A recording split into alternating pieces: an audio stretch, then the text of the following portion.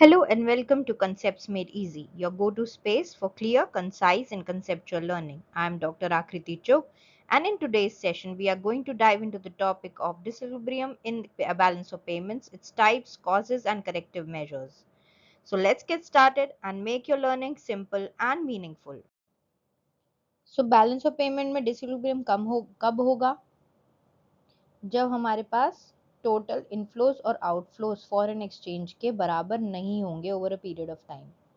और अगर इनफ्लो ज्यादा हो गए आउटफ्लो से तो बीओपी का सरप्लस होगा, बैलेंस ऑफ पेमेंट का सरप्लस होगा।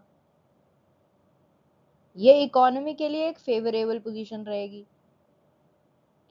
अगर आउटफ्लो ज्यादा हुआ अगर आउटफ्लो ज्यादा हुआ इनफ्लो से तो डेफिसिट हो जाएगा और ये क्या होगी इकोनॉमी के लिए अनफेवरेबल सिचुएशन हो जाएगी। ठीक है, so moving on to the types of disequilibrium. So first type है हमारे पास temporary disequilibrium. Temporary is a form of deficit or surplus tend to last for a very short period of time. So time period इसका very short है और ये automatically correct हो जाता है। इसके causes क्या रहेंगे, ये क्यों होता है? अगर सप्लाई और डिमांड में चेंज आ गया, कोई प्राइस रिजिड है, मार्केट की में इंटरवेंशन कर देते हैं गवर्नमेंट जैसे, या कोई नेचुरल डिजास्टर आता है, कोई बाहर से कोई शॉक आ गया अनएक्सपेक्टेड, तो वहाँ पे टेम्परेरी डिसइक्विलिब्रियम आता है और वो अपने आप ही करेक्ट हो जाता है, बहुत शॉर्ट पीरियड के लिए रहता है। जैसे फॉर एग्जांपल फ्लड्स आ गए और क्रॉप सारे हमारे खराब हो गए, तो हम क्या करेंगे, बाहर से क्रॉप्स को इंपोर्ट कर लेंगे फॉर दैट पीरियड और उसकी वजह से हमारे इंपोर्ट ज़्यादा हो जाएंगे और हमारे बैलेंस ऑफ पेमेंट में क्या आ जाएगा, डेफिसिट आ जाएगा for a very short period of time. Second being cyclic disequilibrium. जैसे बैलेंस जो बिजनेस साइकिल होती है उसकी एक साइकिल होती है, तो जिसके अंदर हमारे पास फेजेस हैं। तो जो मेनली फेजेस हो गए, हमारे पास बूम चल रहा है या रिसेशन है, ये बूम पीरियड है, ये रिसेशन पीरियड है। तो अगर जब हमारी इकोनॉमी बूम में रहती है तो यहाँ पे लोगों के पास जॉब्स होती हैं, बहुत पैसा होता है, परचेजिंग पावर बहुत अच्छी होती है, लोग बहुत ज़्यादा चीज़ें खरीदते हैं, डिमांड ज़्यादा होती है इकोनॉमी में, इंपोर्ट ज़्यादा करते हैं लोग यहाँ पर। क्योंकि पैसा ज़्यादा है तो बाहर के फॉरेन गुड्स वो खरीदते हैं, इंपोर्ट करते हैं, जिसकी वजह से बैलेंस ऑफ पेमेंट हमारी बैलेंस ऑफ पेमेंट में क्या आ जाता है, डिसइक्विलिब्रियम आ जाता है। और वहीं रिसेशन पे जॉब्स नहीं है, परचेजिंग पावर नहीं है, लोगों के पास इनकम नहीं है, तो यहाँ पे भी इस रिसेशन पीरियड के अंदर भी हमारे पास क्या आ जाता है, इम्बैलेंस आ जाता है बैलेंस ऑफ पेमेंट में। इसके कॉजेज क्या है, डिमांड वेरिएशन है, इन्फ्लेशन है, इनकम चेंज होती रहती है, आउटपुट गैप्स आते हैं। तो इसकी ड्यूरेशन रहती है शॉर्ट टू मीडियम, क्योंकि ये जो साइकिल है ये मूव करती रहती है नेचुरली। नेक्स्ट आता है सेक्युलर डिसइक्विलिब्रियम। ये एक प्रोलॉन्ग्ड स्टेट ऑफ इम्बैलेंस है इकोनॉमी में। जैसे फॉर एग्जांपल पॉपुलेशन में ग्रोथ आ गया, अगर पॉपुलेशन ग्रो कर गई तो डिमांड एकदम से बढ़ जाएगी, बट सप्लाई तो कांस्टेंट है, सप्लाई तो चेंज नहीं हुई, प्रोडक्शन तो उतनी ही हो रही है। तब ऐसे में जब डिमांड ज्यादा होगी तो हमें आपको क्या करना पड़ेगा, डिमांड को पूरी करने के लिए इंपोर्ट करने पड़ेंगे, तो बैलेंस ऑफ पेमेंट का डिसइक्विलिब्रियम हमें देखने को मिलता है यहाँ पे। ये भी लॉन्ग टर्म में रहता है क्योंकि प्रोलॉन्ग स्टेट है एक इम्बैलेंस की इकोनॉमी में, टेक्नोलॉजिकल एडवांसमेंट्स हो जाते हैं, शिफ्ट हो जाती है इकोनॉमी की स्टेज ऑफ डेवलपमेंट, उस केसेस में ये सेक्युलर डिसइक्विलिब्रियम देखने को मिलता है। Moving on to the next type, ये है structural disequilibrium. The structural equilibrium हमारा चेंजेस इन टेक्नोलॉजी, टेस्ट और प्रेफरेंसेस चेंज हो जाते हैं लोगों के, लॉन्ग टर्म कैपिटल मूवमेंट्स हो जाती हैं, ये कुछ ही सेक्टर्स के अंदर चेंज आता है और अब ये भी लॉन्ग टर्म में है। बट अगर ये काफी टाइम तक रहे इकोनॉमी में, अगर स्ट्रक्चरल डिसइक्विलिब्रियम रहता है काफी टाइम के लिए, तो वो कन्वर्ट हो जाता है फंडामेंटल डिसइक्विलिब्रियम में, और ये एक डीप लास्टिंग बीओपी डेफिसिट है, जिसको आईएमएफ ने बोला है कि ये एक क्रॉनिक इन नेचर होता है, क्रॉनिक बीओपी है ये, और इसको करेक्ट करने के लिए हमें आईएमएफ से ही फंड्स लेने पड़ते हैं ताकि हम फंडामेंटल डिसइक्विलिब्रियम को ठीक कर पाएं, उसको करेक्ट कर पाएं। ये लॉन्ग स्टैंडर्ड जो स्ट्रक्चरल इश्यूज होते हैं और सस्टेन्ड रहते हैं, सस्टेन्ड मतलब चलते रहते हैं, अगर हमारे स्ट्रक्चरल डिसइक्विलिब्रियम में चलता रहेगा तो उससे फंडामेंटल डिसइक्विलिब्रियम में कन्वर्ट हो जाता है और ये एक वेरी लॉन्ग टर्म का बन जाता है, जिसको आईएमएफ ने भी एक बोला है कि ये इकोनॉमी को सीरियस कंडीशन में डाल सकता है, right. So these are the 5 types of disequilibrium in BOP. Moving on to the causes of disequilibrium. ये causes क्या हैं? Disequilibrium in BOP occurs when countries total payments exceed total receipt. मतलब payment हमारे receipt से ज़्यादा हो गई है तो ये disequilibrium आता है। ये एक unfavorable situation है, unfavorable situation में होता है। इसके अंदर हमारे पास जो deficit है वो कुछ reason से होता है। जो economic factors पढ़ लेते हैं पहला, कि इंपोर्ट और एक्सपोर्ट का इम्बैलेंस है। मतलब एक कंट्री इंपोर्ट ज्यादा कर रही है एक्सपोर्ट से। अगर कोई कंट्री में इंपोर्ट ज्यादा हो रहा है, वो बाहर के प्रोडक्ट्स और सर्विसेज को ज्यादा खरीद रही है। गुड्स जैसे हम बाहर से गुड्स को खरीदते हैं, सर्विसेज जैसे हम उन वहाँ बाहर की कंट्रीज में घूमने जाएं, तो हम स्पेंड कर रहे हैं more foreign currency than it earns. तो मोस्टली जो डेवलपिंग कंट्रीज होती है वो डिपेंड करती है heavily on imported machinery, fuel और रॉ मटेरियल। तो ये इंपोर्ट और एक्सपोर्ट का इम्बैलेंस रहता ही है, क्योंकि डेवलपिंग कंट्रीज में काम चल रहा है, इंफ्रास्ट्रक्चर बन रहा है, स्कूल्स बन रहे हैं, रोड्स बन रही हैं, मेट्रो सिस्टम बन रहा है। तो जब एक डेवलपिंग कंट्री अपने इंफ्रास्ट्रक्चर को इम्प्रूव कर रही होती है, बना रही होती है चीज़ों को, तो उसको पैसा चाहिए होता है। और पैसा कहाँ से आएगा? वो इम्पोर्ट करेंगे, इंडस्ट्रीज डेवलप हो रही होती है यहाँ पे, तो मशीनरी को इम्पोर्ट करेंगे, फ्यूल इम्पोर्ट होगा, रॉ मटेरियल्स इम्पोर्ट करेंगे। तो गवर्नमेंट के भी रिक्वायरमेंट्स होती है, गवर्नमेंट भी अपने लेवल पे इम्पोर्ट करती है और प्राइवेट इंडस्ट्रीज भी अपने लेवल पे बहुत ज़्यादा इम्पोर्ट करती हैं डेवलपिंग कंट्रीज में। इसीलिए इंपोर्ट एक्सपोर्ट का इम्बैलेंस रहता है। सो जो नेक्स्ट पॉइंट है वो है हाई इन्फ्लेशन। हाई इन्फ्लेशन में सिनेरियो देख लेते हैं। इंडिया है और ये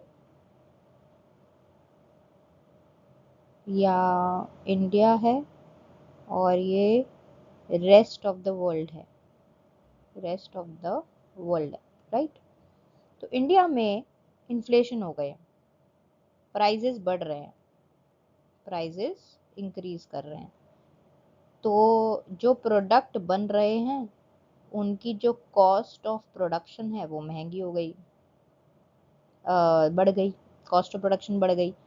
तो प्रोडक्ट जो हो गया वो एक्सपेंसिव हो गया। अब एक्सपेंसिव किसके लिए हुआ? डोमेस्टिक कंज्यूमर के लिए भी हो गया जो इंडिया में रह रहे हैं, और फॉरेन कंज्यूमर के लिए भी हो गया जो इंपोर्ट करा रहे थे उस प्रोडक्ट को। तो यहाँ से एक्सपोर्ट कम होने लगेंगे, क्योंकि लोग खरीदेंगे ही नहीं, क्योंकि प्रोडक्ट महंगा है। ठीक है, तो एक्सपोर्ट भी कम हो गए, और हमारे यहाँ जो लोग हैं, डोमेस्टिक कंज्यूमर जो है, उसके लिए भी महंगा हुआ। तो वो इंपोर्ट कराने लगेंगे, क्योंकि उनके लिए बाहर से मंगवाना ज्यादा बेटर है रेदर देन ये प्रोडक्ट यूज करना, क्योंकि ये महंगा हो गया। तो इंपोर्ट्स चीपर हो जाएंगे, फॉरेन इंपोर्ट्स चीपर हो जाएंगे। तो यहाँ पे दोनों सिचुएशन बिगड़ गई कि एक्सपोर्ट भी कम हो गया और इंपोर्ट भी बढ़ गया। तो इस केस के अंदर हमारे पास क्या आ जाता है? बैलेंस ऑफ पेमेंट का डेफिसिट आ जाता है। नेक्स्ट है लार्ज स्केल डेवलपमेंट एक्सपेंडिचर।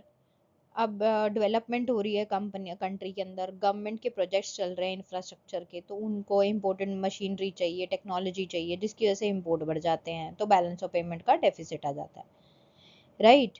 अगर हमारे डोमेस्टिक प्राइसेस बढ़ जाए, सेम पॉइंट है ये हाई इन्फ्लेशन वाला, कि इन्फ्लेशन या इनएफिशिएंसी की वजह से कि हम अच्छे से नहीं बना पा रहे, अपनी प्रोडक्शन नहीं कर पा रहे, तो लोकल प्रोडक्ट्स जो है वो अनकॉम्पिटिटिव बन जाते हैं, क्योंकि इनके प्राइजेस इंक्रीज हो गए। तो फॉरेनर बायर्स प्रेफर करेंगे cheaper goods from other countries, जिसकी वजह से एक्सपोर्ट इनकम भी कम हो जाएगी, और हमारे यहाँ का जो डोमेस्टिक कंज्यूमर है वो इंपोर्ट करना स्टार्ट कर देगा, क्योंकि उसके लिए डोमेस्टिक जो प्रोडक्ट्स है वो महंगे हो गए हैं, तो वो इम्पोर्ट ज़्यादा करेगा। तो यहाँ पे दोनों साइड से दिक्कत हो गई कि एक्सपोर्ट भी कम हो गए और इम्पोर्ट ज़्यादा हो गए इन्फ्लेशन की वजह से। नेक्स्ट पॉइंट है न्यू सब्सिट्यूट्स अब्रॉड। जैसे for example India jute export करती है और उसकी जगह, जूट की जगह एक सिंथेटिक फाइबर का एज अ सब्स्टिट्यूट मिल गया है, तो लोग सिंथेटिक फाइबर को खरीदना पसंद करेंगे रादर देन इंडिया का जूट। तो उसका एक्सपोर्ट क्या हो जाएगा, डिक्लाइन हो जाएगा। तो चीपर और बेटर ऑल्टरनेटिव्स मिल जाएंगे, तो वहां से इस प्रोडक्ट को, ये सब्स्टिट्यूट प्रोडक्ट को खरीदने लग जाएंगे, और हमारे यहाँ का जो एक्सपोर्ट है वो कम हो जाएगा। नेक्स्ट है साइक्लिक बिजनेस फ्लक्चुएशंस। रिसेशन के अंदर हमारे एक्सपोर्ट कम हो जाते हैं। क्यों? ग्लोब में अगर रिसेशन आता है, ग्लोबल रिसेशन, ओवरऑल रिसेशन है, तो एक्सपोर्ट करना कम हो जाएगा, एक्सपोर्ट की डिमांड कम हो जाएगी। क्यों? क्योंकि लोग खरीदेंगे ही नहीं कुछ तुमसे। क्यों? क्योंकि रिसेशन चल रहा है, लोगों पे पैसा ही नहीं है।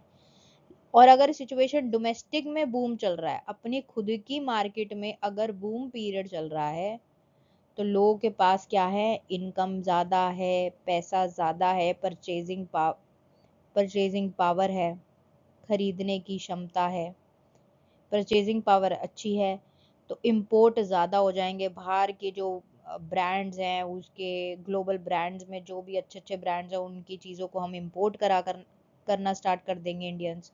और जो एक्सपोर्ट है वो उस स्पेस को रीच नहीं कर पाएंगे, क्योंकि एक्सपोर्ट्स उतने नहीं हो पा रहे जितने इंपोर्ट स्टार्ट हो गए हैं। एक्सपोर्ट्स कुछ हो रहे थे, ऐसा नहीं है एक्सपोर्ट्स बिल्कुल कम हो गए, एक्सपोर्ट्स तो कांस्टेंट थे, लेकिन इंपोर्ट बहुत बढ़ गए। इंपोर्ट बहुत ज़्यादा बढ़ गए, तो एक्सपोर्ट्स उस पेस को नहीं कीप अप कर पाए, जिसकी वजह से बीओपी में डेफिसिट आ जाता है। सो जो नेक्स्ट कैटेगरी है वो है एक्सचेंज रेट फ्लक्चुएशन, जिसके अंदर करेंसी एप्रिसिएशन और डेप्रिसिएशन होता है। एक बार समझ लेते हैं एप्रिसिएशन और डेप्रिसिएशन कैसे होता है। से फॉर एग्जांपल $1 ₹80 का है, हाइपोथेटिकल है सिचुएशन। अब डॉलर हो जाता है ₹70 का, राइट। तो जहां पहले $1 के लिए को खरीदने के लिए मुझे ₹80 सरेंडर कराने पड़ रहे थे, वहां अब $1 को, उतने ही डॉलर को खरीदने के लिए ₹70 सरेंडर कराने पड़ रहे हैं। दैट मीन्स जो डॉलर की वैल्यू है वो डेप्रिशिएट कर गई है, और जो मेरी करेंसी, हाँ इंडियन करेंसी है हमारे रुपीस, वो एप्रिशिएट कर गई है, क्योंकि डॉलर क्या हो गया है, वो कंपैरेटिवली रुपीस के सस्ता हो गया है, राइट। अगर दूसरी इसी की ऑपोजिट सिचुएशन को समझे, अगर ₹1 का है और वो 90 का हो जाए फॉर एग्जांपल, तो इस सिचुएशन में जहां पे $1 के लिए मेरे को ₹80 सरेंडर कराने पड़ते थे, अब मुझे $1 को खरीदने के लिए ₹90 सरेंडर कराने पड़ते हैं। दैट मीन्स डॉलर महंगा हो गया है, तो डॉलर की वैल्यू एप्रिशिएट कर गई है, और वहीं रुपीस की वैल्यू क्या हो गई है, डेप्रिशिएट। तो जब करेंसी एप्रिशिएट करती है, इस केस में जब करेंसी एप्रिशिएट करती है, तो कंट्री के गुड्स एक्सपेंसिव हो जाते हैं फॉरेनर्स के लिए, और इंपोर्ट्स चीपर हो जाती है लोकल के लिए। तो एक्सपोर्ट्स तो कम करते हैं, एक्सपोर्ट कम हो जाता है और इंपोर्ट ज्यादा हो जाता है, जिसकी वजह से बीओपी का डेफिसिट आ जाता है। तो इस सिचुएशन क्या होता है, इनमें क्या होता है, एक्सपोर्ट तो कम होंगे क्योंकि हम महंगे हो गए, क्योंकि हमारी जो इंडियन करेंसी है वो इम्प्रूव हो गई, तो एक्सपोर्ट गिर जाएंगे, और इंपोर्ट क्या हो जाएंगे, बढ़ जाएंगे, तो बीओपी का डेफिसिट आ जाएगा। और इस सिनारियो में केस 2 के अंदर देखें, करेंसी डेप्रिशिएट जहां पे कर रही है मेरी, तो इससे ऑपोजिट होगा, जहां इसमें क्या होगा, एक्सपोर्ट्स बढ़ जाएंगे और इंपोर्ट्स कम हो जाएंगे। सो ये रहता है एक्सचेंज रेट फ्लक्चुएशन के अंदर। Moving on, population growth. Rapid population growth हो जाती है तो डिमांड बढ़ जाती है, फूड की, फ्यूल की, कंज्यूमर गुड्स की, जो ज्यादा से ज्यादा इंपोर्ट करना पड़ता है। क्यों? क्योंकि हमारी करंट जो सप्लाई है वो तो एकदम से नहीं बढ़ी, करंट सप्लाई तो नहीं बढ़ी, वो तो उतनी की उतनी है। डिमांड ही रैपिड हो गई, क्योंकि लोग बढ़ गए हैं, ग्रो पॉपुलेशन में ग्रोथ हो गई, तो डिमांड तो बहुत बढ़ गई, मगर सप्लाई तो उतनी नहीं बढ़ पाई, तो हमें इंपोर्ट कराना पड़ता है। इंपोर्ट कराएंगे तो डेफिसिट हो जाएगा, सिंपल। क्योंकि नेचुरल रिसोर्सेज पे डिमांड की वजह से स्ट्रेन आ जाएगा, लोकल प्रोडक्शन की कैपेसिटीज हैं जिसकी वजह से वो सप्लाई लिमिटेड कर पाती हैं। सो ये पॉपुलेशन ग्रोथ। नेक्स्ट पॉइंट है पॉलिटिकल फैक्टर्स। फर्स्ट पॉइंट है पॉलिटिकल इंस्टेबिलिटी, जिसके अंदर अनस्टेबल गवर्नमेंट होती हैं, वो फॉरेन इन्वेस्टमेंट डिस्करेज करती है, टूरिज्म डिस्करेज करती है। अगर इंस्टेबिलिटी रहती है तो इन्वेस्टर्स जो होते हैं वो अपने फंड्स को निकाल लेते हैं, तो कैपिटल का आउटफ्लो हो जाता है, बाहर अपना पैसा निकाल लेंगे।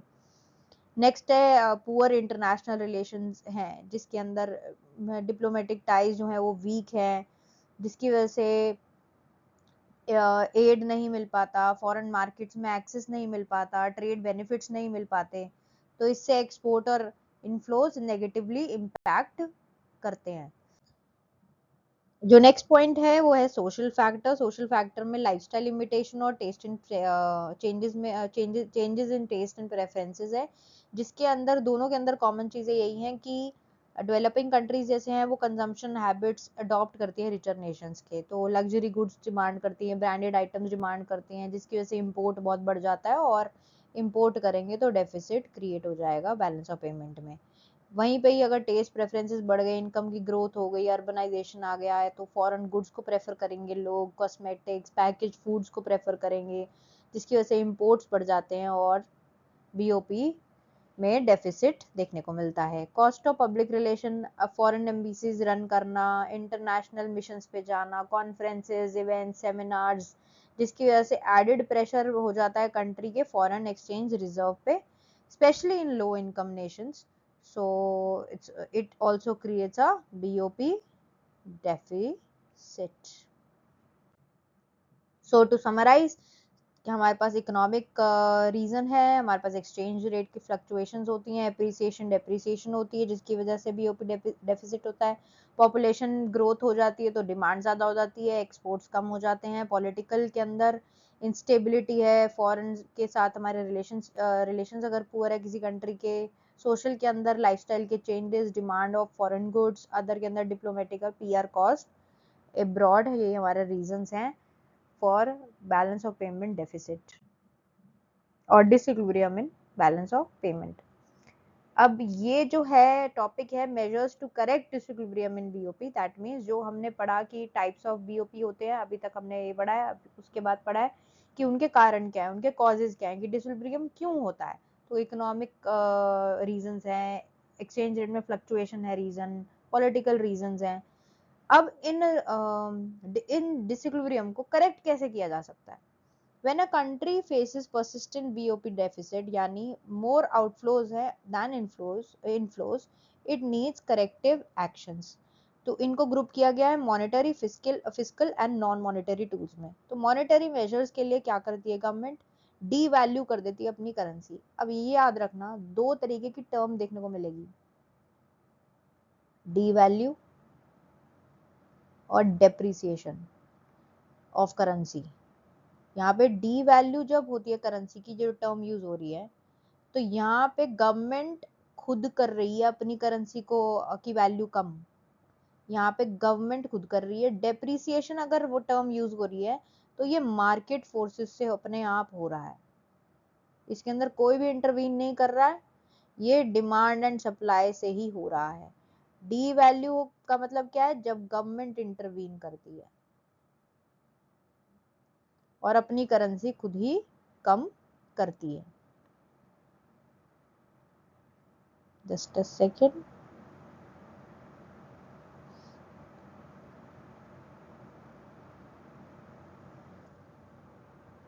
So the government officially lowers the value of its currency against foreign currencies. इससे क्या होगा? जब अगर वैल्यू कम कर दी जाएगी तो कम करने के लिए क्या होगा? डॉलर 180 का था फॉर एग्जाम्पल, और 90 का कर दिया, तो रुपीज डेप्रिशिएट कर दिया गया, जो गवर्नमेंट ने किया। यहाँ पे रुपीज जो है वो डेप्रिशिएट किया, गवर्नमेंट ने खुद किया। इससे क्या होगा? एक्सपोर्ट्स चीपर हो जाएंगे और इंपोर्ट्स कॉस्टली हो जाएंगे, और ऐसा करने से एक्सपोर्ट को एनकरेजमेंट मिलेगी और इंडिया एक्सपोर्ट कर पाएगी, जिससे बीओपी जो में जो डेफिसिट आ रहा था वो इम्प्रूव होगा। राइट। तो ये तो गवर्नमेंट खुद कर रही है। डेप्रिसिएशन ऑफ करेंसी के अंदर करेंसी लूज करती है अपने आप value in foreign exchange market, यहाँ पे गवर्नमेंट का कोई भी रोल नहीं रहता, जिसकी वजह से एक्सपोर्ट्स को एनकरेजमेंट मिलती है और इंपोर्ट्स को डिस्करेज किया जाता है, क्योंकि मार्केट की डिमांड और सप्लाई ये कह रही है, right. Moving on, exchange control. Government regulate कर रही है purchase and use of foreign exchange. Citizens and business may be restricted in how much foreign currency they can obtain or use. So for example, अगर government ही limit कर दे कि आप उतनी ही foreign currency ले सकते हो, एक लिमिट कर दे कि आप फॉरेन करेंसी इतनी ही एक्सचेंज करा सकते हो, फॉरेन करेंसी एक अमाउंट पे ही एक्सचेंज करा सकते हो, लिमिट ही कर दे, तो यहाँ पे गवर्नमेंट रेगुलेट करती है ट्रेड को। तो फॉरेन एक्सचेंज अगर मेरे पास कम होगा, लिमिटेड होगा, तो मैं इंपोर्ट कर ही नहीं पाऊंगी, इंपोर्ट अपने आप ही डिस्करेज हो जाएंगे।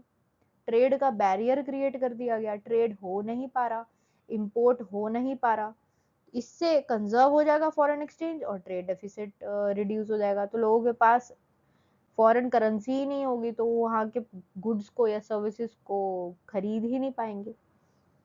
मॉनेटरी पॉलिसी, सेंट्रल बैंक में raise interest rate to reduce money supply and control inflation. Inflation कम होगी तो एक्सपोर्ट्स कॉम्पिटिटिव बन जाएंगे और इंपोर्ट की डिमांड कम हो जाएगी। इन्फ्लो प्राइसेस कम होंगे तो एक्सपोर्ट ज्यादा कर पाएगी, इंडियन एक्सपोर्टर्स एक्सपोर्ट ज्यादा कर पाएंगे। क्यों? क्योंकि प्राइसेस कम थे, प्राइसेस कम होंगे उनके प्रोडक्ट्स के, तो फॉरेनर्स लेंगे प्रोडक्ट उनका, क्योंकि उनको वो प्रोडक्ट जो है वो सस्ता लगेगा और इंपोर्ट की डिमांड जो है वो कम हो जाएगी। नेक्स्ट क्या है? Fiscal measure. फिस्कल मेजर में ड्यूटीज और टैरिफ। फिस्कल क्या होता है? यहाँ पे रेवेन्यू जनरेशन की बात होती है, गवर्नमेंट की रेवेन्यू की बात होती है, राइट। तो गवर्नमेंट रेवेन्यू कैसे कर सकती है? बढ़ा सकती है अपना टैक्स ज्यादा करके इंपोर्ट्स पे, तो वो और महंगे हो जाएंगे। तो जब बाहर से जो प्रोडक्ट आ रहा है उस पर टैक्स लगा दिया गया और वो महंगा हो गया, तो यहाँ पे डोमेस्टिक डिमांड जो होगी वो अपने आप ही कम हो जाएगी, डोमेस्टिक डिमांड भी कम हो जाएगी, क्योंकि टैक्स से उसका प्रोडक्ट का प्राइस बढ़ा दिया गया जो इंपोर्ट हो रहा था प्रोडक्ट। तो डिमांड कम हो गई फॉरेन गुड की, तो डेफिसिट में करेक्शन हो सकती है। मूविंग ऑन, एक्सपोर्ट करने के लिए इंसेंटिव दे दे गवर्नमेंट, कि सब्सिडी दे दे, एक्सपोर्ट करो, एक्सपोर्ट को बढ़ाने के लिए मेजर्स करे, जैसे सब्सिडी दे दे, टैक्स एग्जेम्पशन, रिबेट दे दे, ताकि फर्म्स को एनकरेजमेंट मिले एक्सपोर्ट ज्यादा से ज्यादा करने के लिए और hence increase foreign exchange earnings. Public जो एक्सपेंडिचर है उस पे रिडक्शन करके, गवर्नमेंट स्पेंडिंग पे रिडक्शन करके, स्पेशली ऑन इंपोर्ट्स और लग्जरी गुड्स, जो अननेसेसरी इंपोर्ट्स है उनको ना करके लग्जरी गुड्स को ना इंपोर्ट करें, ताकि ट्रेड डेफिसिट जो है वो कम हो जाए। अब मॉनेटरी मेजर जो फर्स्ट पढ़े और फिस्कल मेजर जो पढ़े हमने, उसमें क्या डिफरेंस है? मॉनेटरी मेजर सेंट्रल बैंक करता है, आरबीआई करता है, और वो मनी सप्लाई और इंटरेस्ट रेट को कंट्रोल करके करता है। फिस्कल मेजर क्या है? ये गवर्नमेंट की स्पेंडिंग और टैक्सेशन की बात करता है, रेवेन्यू और स्पेंडिंग की बात करता है, जो इन्फ्लुएंस करते हैं इकोनॉमी को, फिस्कल मेजर। थर्ड जो है वो है ट्रेड पॉलिसी मेजर। ट्रेड की पॉलिसी में चेंजेस कर देना। कैसे चेंज कर देना? इंपोर्ट पे कोटा लगा दिया कि इससे इतनी से ज्यादा क्वांटिटी स्पेसिफिक गुड की इंपोर्ट कर ही नहीं सकते। अगर क्वांटिटी पे ही रिस्ट्रिक्ट कर दिया जाएगा, गवर्नमेंट लिमिटेशन लगा देगी, तो इंपोर्ट कम हो जाएगा, जिससे हेल्प मिलेगी डोमेस्टिक इंडस्ट्रीज को। क्यों? क्योंकि जो इंपोर्ट बाहर से कर रहे थे वो अब डोमेस्टिक प्रोड्यूसर से ही खरीदेंगे, तो उनको भी ग्रोथ मिलेगी, उनकी भी ग्रोथ होगी, तो और फॉरेन एक्सचेंज भी कंजर्व हो जाएगा, क्योंकि बाहर से अगर इंपोर्ट करेंगे प्रोडक्ट तो पैसा बाहर जाएगा, तो फॉरेन एक्सचेंज बाहर नहीं जाएगा अगर हम ऐसा कर देंगे तो कंजर्व हो जाएगा फॉरेन एक्सचेंज। नेक्स्ट है promote of import substitution. Import का सब्स्टिट्यूशन करना, कि जो प्रोडक्ट आप इंपोर्ट कर रहे थे अगर मैं डोमेस्टिक मार्केट में उसका सब्स्टिट्यूट बना दूं, डोमेस्टिक मार्केट में अगर उसका सब्सटीट्यूट प्रेजेंट होगा तो लोग वो इंपोर्ट करना बंद कर देंगे। तो encourage domestic production of goods that are currently imported, reduces dependency on foreign goods over time। Fourth category जो आती है वो आती है non monetary measures. Non monetary मतलब हम कोई टैक्स नहीं लगा रहे, कोई सब्सिडी नहीं लगा रहे, कोई एक्सचेंज रेट की बात नहीं हो रही। तो नॉन मॉनेटरी के अंदर हम एग्रीमेंट्स करते हैं, बात करते हैं, हम एग्रीमेंट्स करते हैं दूसरी कंट्रीज के साथ कि हम म्यूचुअली ट्रेड बेनिफिट डील्स करेंगे। तो गवर्नमेंट नेगोशिएट करती है बायलैटरल मतलब two, multilateral more than two trade agreements. एक से ज्यादा कंट्रीज के साथ हम मिलके आपस में ग्रुप बन जाते हैं। पढ़ेंगे ये सारे के सारे एग्रीमेंट्स हम जो एग्जिस्टिंग है already later in this course. तो गवर्नमेंट नेगोशिएट करती है, म्यूचुअली बेनिफिशियल ट्रेड डील्स करती है to boost exports, help open new markets, improve trade balance हो जाता है। टूरिज्म को बूस्ट करना, जैसे हम लोग बाहर जाते हैं घूमने के लिए तो इंडिया को प्रमोट करें ताकि बाहर के लोग हमारे यहाँ पे आए और हम फॉरेन एक्सचेंज को कमाएं रादर देन स्पेंडिंग। हमें हमारे यहाँ पे अगर हम टूरिज्म बढ़ाएंगे तो बूस्ट करना, टूरिज्म अट्रैक्ट करना, FDI increases foreign exchange inflows.